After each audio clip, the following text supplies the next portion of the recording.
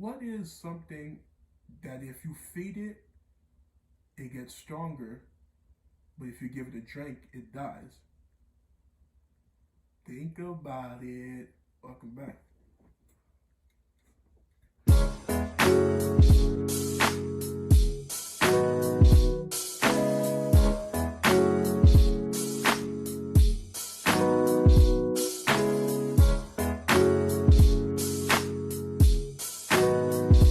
They gonna love it. What's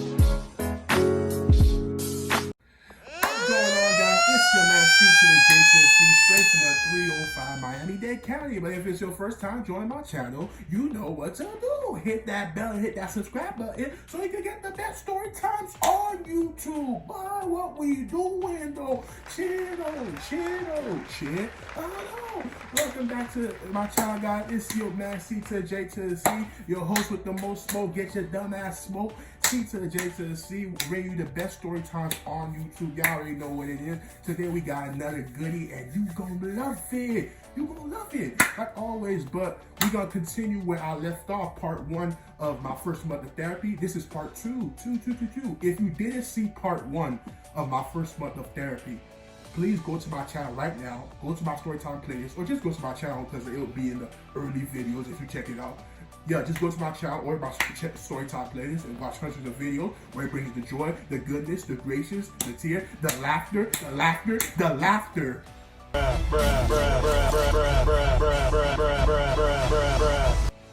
What we doing though? Go enjoy my story times on my Storytime playlist. You're gonna love it. But yeah, if you didn't watch part 1 of my first month of therapy, please stop this right now and go watch it. I'm gonna give y'all 5 seconds. Maybe y'all be thinking this again, but go watch it, part 1. And for real, oh my God, watch. You know what my watch is telling me? Shout out to Stone Cold Steve Austin. But yeah, let's go straight to it. Part 2 of, and you know, this is when it gets real, so no more joking stuff, right? Part 2 of my first month in therapy. So y'all know where I left off. Sonia was like, now we can officially start. So I was confused when she said that. I was just like, what she mean? We can officially start and things like that. And then it's just like she said, like, you finally express how you feeling. How I told her, like, basically it's not fair. People happy out there enjoying their life, all goodness and gracious, while me, I'm going through losing my dad, and it just feels like they don't know the pain that I'm going through. And it's like I want everyone to feel this pain and know it, so that way they understand that it's not time to be happy and things like that. And I do want to say I felt bad feeling that way. Like I want everybody to suffer while I'm suffering. That's what? That's unselfish. But it's just like I was like, I saw my dad as someone, like, the way I saw my dad, like I kept on explaining in part 1, is somebody that it ain't gonna be easy for him to go that easy. And to find that they found his body in a locked room, and then to go through the process thinking, did someone kill him? Did he kill himself? Which my dad would never. Like, did the woman that he married Haiti make him go crazy, or she did something and she's the suspect for me? It's just a lot of things going through my head, and I was letting my therapist know that. And then she was saying, like, would I be open now to group therapy? She said, like, we've done a lot of one-on-one sessions and I feel like you're ready for it. And she know how hesitant I was for group therapy, but then it was just like, after thinking about it, I told her okay. So she said, remember 5:30 every day, and I hope this time you'll be there. So you know I get out of work at 4:30, and after an hour, at first I was gonna come to the first group therapy session, but then I decided to do it. I went and watched the first group therapy session. I joined the first group therapy session in the Zoom meeting. And then Sonia was like, oh, CJ, I'm so happy that you were able to join us and things like that. And then I saw it was like quite a good amount of people on there. It was like, plus me, I would say 15 of us. Yeah, a lot. It was a lot. And basically, she told everybody, this is CJ, he's from Miami, and he just lost his father. And they was like, oh, sorry. Everybody didn't know me. Like, I didn't know from day 1 who I was gonna be, but Like there's Star, there's Amanda, there's Chris, there's Moses. There's a lot of people that's in the therapy session. Each of them dealing with different things. Like you guys gonna find out what each of them are dealing with. And she said, CJ, since you just joined, everybody did this in the first session, things like that. But tell us something. I said, I'm CJ from Miami. I lost my dad on Father's Day. Like, dang. And I said, in Haiti, they said they found in his room he was dead. Days before that, hearing he going crazy in Haiti over a woman, over the woman he married because she ran away from him, hiding somewhere. And I'm just a suspect of her. Then she's asking money for his funeral, and all my uncles I'm like, what she did? But there's nothing we could do. Like, he's in Haiti and we in America, so that's what made her more. And I was just telling them like how it affected me more. I don't think I'm gonna recover from it, and I'm demoralized and all that. So that was about basically my introduction to them. And then she said, and like he did, God, since he's doing things like you gotta do the same. And she said, and she said, Sonia, you start. And Sonia said, start with what? He said, like, why are you here? What are you going through? Things like that. And Sonia was like, yes, no, maybe, I don't know. Can you repeat the question? And I started laughing a little. And she said, he gets it. And then Sonia was like confused. Sonia was confused what Star was talking about. And she's like, he gets what? He gets a joke, things like that. If y'all didn't get what I just said, then y'all really forgot about that show. Mark him in the middle. She said, yes, no, maybe, I don't know. Can you repeat the question? Can you repeat the question? You're not the boss. Let's chill. Yeah, but it's just like, when she said that, I already thought Michael in the middle, and and then I was right. She was like, he gets it, things like that. He said, Star, let's start playing, like, let's get serious, like, why are you here? And Star said, and it's just to hear everybody what they go, like a lot of people go through. Like Star said, she was raped, abused, and left for dead by her ex, and she was found by a strange person, things like that. The guy took her in. She and the guy was always good. Then the guy wanted advances for sex to live with him. She gave the guy what she wanted. I said, to get raped, abused, left for dead, and the guy find you to basically help you back on your foot. Then he said, if you want to live for yourself. I'm like, bro, like I'm going through my dad's death, but people going through shit out here. Like, I was just like, wow. And then she was just basically saying like, yeah, he wanted sex, and then he said, now I stripped. And he said, I left my parents' house early, at a young age, like 16, because they were trying to control my life. And say, yeah, I'm here in therapy to like face all my demons. That's it. And I'm like, wow. I'm like, what? Like what she just said. Then she said, thank you for sharing that, Star. And I'm like, dang, Star going through it. And then she said, how we go through Chris? And she said, Chris. And Chris like a kid. And he said, hi, my name's Chris. I'm 14. I'm like, we 14, high school age, bro. We got people from different ages. Like, Star didn't say her age, but she looking like she in the 20s like me. But Chris, I'm like, he looked young, and I was right. He's 14. I'm like, dang, every age group goes through this. So I was like happy group therapy came out awesome, because it's just like, you're not the only one who's suffering in the world. It's just like, wow. And it's just the fact that these people are suffering, and they were open to find the help and the thing they need to basically get through this. So, yeah, and then Chris was going. Chris said, yeah, and he said, I'm 14. And he said, I just turned 14 earlier this year. And he said, he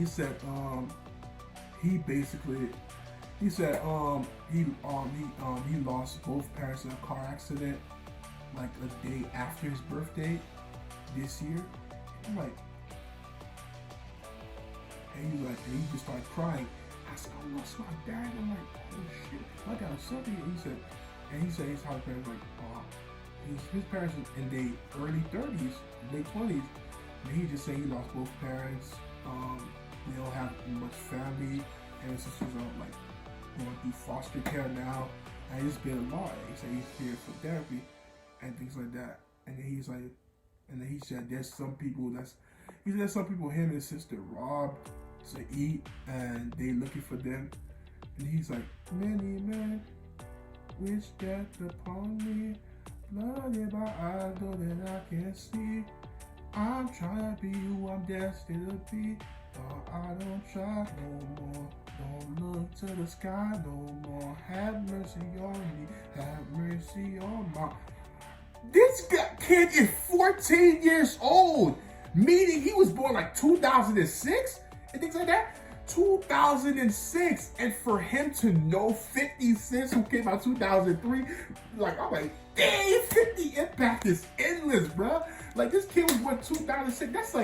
That's like 3 years after 50 Prime. I mean, 50 was out, but it's just like he was a baby by the time he's 3 years old. It's like 2009. Like 50 was big out there. We talking about Drake just starting and stuff like that. So I'm like, for him to know Many Men and he's singing that, like, wow. But I'm just like, dang, this kid lost both parents in a car accident. Then Moses went next, and Moses just like, hi, my name is Moses. He said, I'm 55 years old. And then he said he's a drug dealer. He said he's gonna keep it real. He's a drug dealer, and he basically sold drugs. I don't know if he's a former or current. The way he was talking, I don't know. But Moses, like, he's a drug dealer. He went to spots that he's supposed to, ripped off some people. They found where he lived. One day when he was even home, his wife and his kids were in there, and they didn't know what he was doing. And people that was looking for him found where he lived. They thinking he was in there. They came in the house. They even it's like shoot first, act special later. They shot the house up, and his wife and kids got killed because of him. And he said, like, mentally, he just, like he said, many days think about killing himself all the time, and he's just talking from Star to Chris losing parents in accident, to Star getting raped and abused, to Moses his wife and kids getting killed because he's a drug dealer and it's because it's his fault. And I'm just like I'm going through, like, but when I'm going through is serious too, but it's just like you feel some kind of peace, like you're amongst people that understand the pain that you're in. You know what I mean? Like, other people could be like, oh, okay, I'm here for you, I understand. They don't understand nothing. But to be among people that's going through pain and suffering and mentally, like, they don't know what's next, like, they're with you, it's just something good. And then the group said that so much people introduced themselves to there was Ethan, there was Carlos, he Hispanic boy, what he went through. And it just because I don't want to stay so much, everybody telling their stories, just like, wow, like, so much people need therapy in the world, and they never seek it. And then she was basically telling, like, each of y'all been through stuff, and each of y'all is impacting y'all life in some way. And I want to let y'all know this, like, coming to therapy is the first step into finding a peace.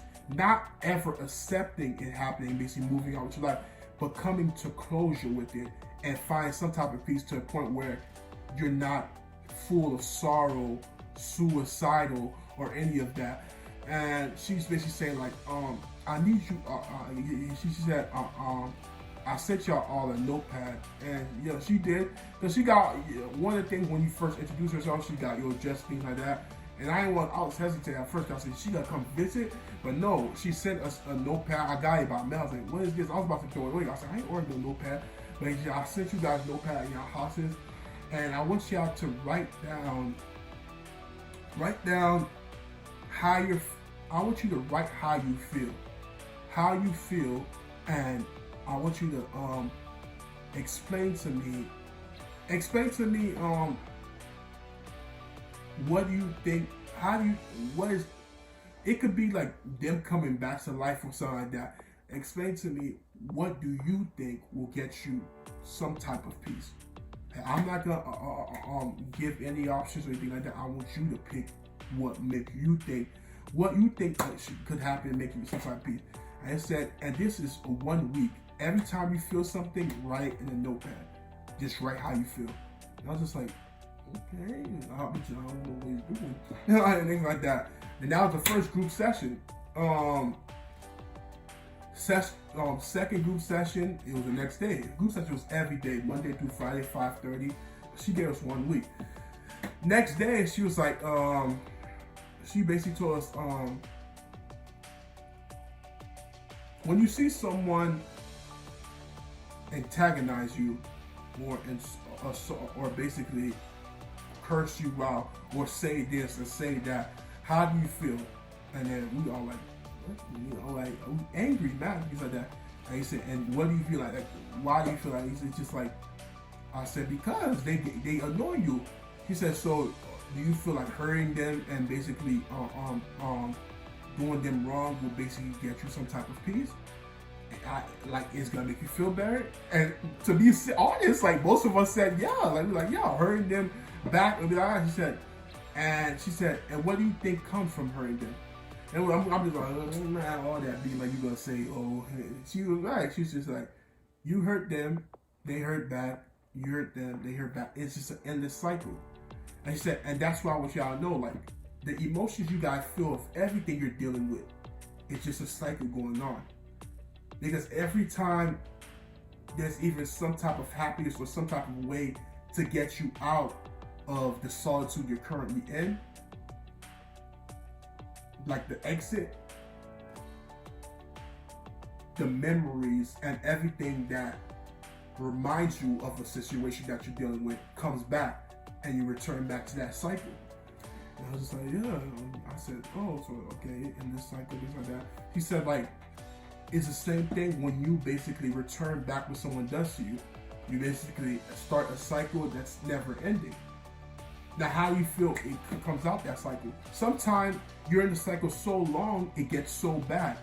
It gets so bad to a point where it's like, is it even possible to basically find hope of getting out that cycle? Like, people probably looking for you after you've done bad stuff. You've probably done something so horrible, there's no return to it.